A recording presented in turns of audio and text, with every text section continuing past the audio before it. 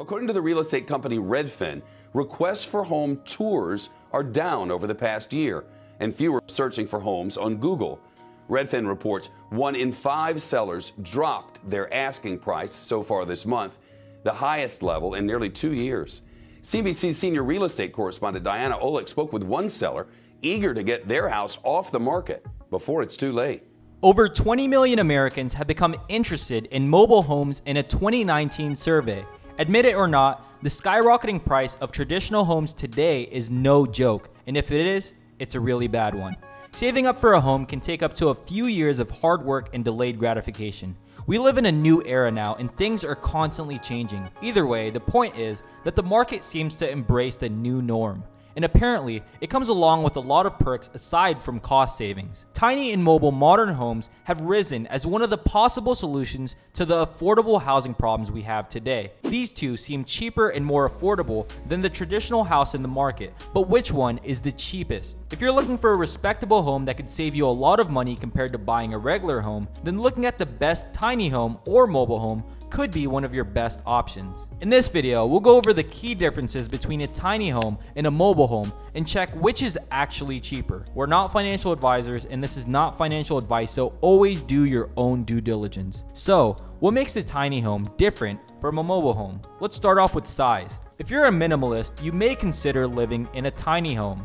How big is that? Imagine the size of 2 cars in a garage. This ranges from around 100 to 400 square feet. And living in one means you'll be needing smaller types of furniture and appliances. Small appliances use less electricity, so you could use them whenever you want without worrying too much about the electricity bill. And your home can still be highly customizable. If you're into tiny homes, you might want to check out investing in smart storage solutions as well to organize things better. Now, for the size of mobile homes, these can range anywhere from 600 to 1300 square feet. It's built off-site and it's simply transferred to its final location. Depending on your desired place, mobile homes can actually be risky when it's put in a low-grade area. Compared to tiny homes, this is a lot more ideal for families. It's not all sunshine and rainbows though. Let's talk about regulations. The bigger a home gets, the tougher it is to be invisible in the eyes of the government and state regulations. This means that you could be as flexible as you want with tiny homes. According to sources, regulations on tiny and mobile homes depend on your state. For example, let's take a look at Oregon's zoning laws, where the intended use of tiny homes will know if it's legal. Mobility. Now let's get to the exciting part. If you're someone who wants to move often, then tiny and mobile homes might be exactly what you're looking for. However, it's also difficult to transfer this kind of home. On top of that, it's going to cost you because you'll need to hire professionals and get more permits, unless you know how to do it yourself. If that's the case, then more power to you. Fortunately, the majority of these tiny homes are built on wheels, hence they call it tiny homes on wheels. And they call it that because they want to dodge planning restrictions. Regardless, having to move from place to place is such a huge perk when you travel a lot. So you get all these perks not available to traditional homes, but at what cost? Whether you like it or not, a tiny home can actually cost a lot more than a mobile home. Between 250 to 500 square feet, tiny homes may cost 90% more per square foot than a usual mobile home. And according to sources, the median cost for a US tiny house on wheels cost about $60,000, while some say that tiny homes have an average cost of approximately $75,000. Newly constructed mobile homes range from $40,000 to $250,000. If it goes up to $250,000, would it even be worth purchasing a mobile home? If you want one secondhand, you could probably get one around $10,000 to $50,000. But anyways, what about the other expenses that come along with buying a home? Tiny homes have more edge if we're talking about legal taxes and permits, and the bigger the property, the higher the cost. Mobile homes can be semi-permanent though, so a lot of the rules are similar to what you would find when buying a traditional home. But depending on how many times a tiny home moves anywhere around the city, it can get significantly more expensive.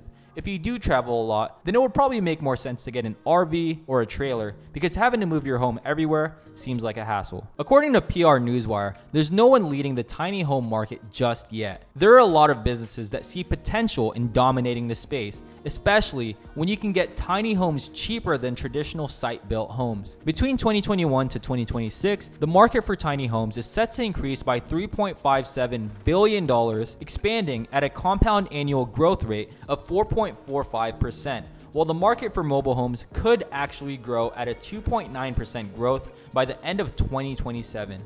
So if you want to invest in companies that are popular in the market today, this might be a great place to look, as it's definitely been gaining a lot of traction lately. Between tiny homes and mobile homes, the bigger it gets, the more cash you'll need to buy one. In short, a mobile home can burn more cash because it's quite similar to a traditionally built home, except that it's built in a factory. Typically, you'll pay more expenses, aka government permits and all that legal stuff. Depending on what you're looking for, we think they could both be a good option for those who don't want to pay the full price for a traditional home. Let us know in the comment section down below which one you prefer. Are you more interested in tiny homes or mobile homes? Shout out to all of you who commented in our previous video. We truly appreciate it. A special shout out to everyone in our Patreon community. You guys truly help to make these videos possible, and we really appreciate all the support. Shout out to Arthur Magazu, Wei Chu, Pietro Serra, Daniel Corbett, Mr. Welfare, Casey Patel, Jeff Sherman, Gregory Villar, Bo Park, Denzil, Shonda, Reginald Davis, Les Broadway, Christian Cardelphi, Kevin Bofrand, Jay Bone, and Daniel Zintzun. We're trying to hit 4,000 subscribers, and we're currently at 3,980. So if you happen to gain any value from this video, smash that like button for the YouTube algorithm and subscribe to help us hit our goal of 4,000 subscribers. Thanks for watching, we greatly appreciate it, and until next time, peace.